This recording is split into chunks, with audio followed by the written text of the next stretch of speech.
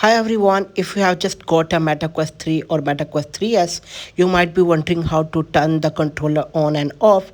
So let's keep it simple. First of all, these controllers don't have a dedicated power button.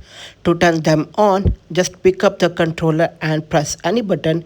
It will automatically wake up and connect to your headset within a second or two.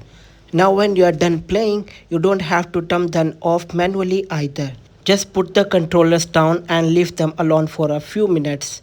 They will automatically go to sleep to save battery. But here's a quick bonus tip. If your controller gets stuck, keeps vibrating or the LED light won't stop blinking, there's an easy fix. Simply remove the battery, wait for a few seconds and then put it back in. This will restart the controller and in most cases it will solve the problem. That's all you need to know. Under the normal use, the controllers turn on and off automatically. And if they ever stop responding, just try the battery trick. If you found this video helpful, don't forget to leave a like, subscribe to the channel, and I'll see you in the next one.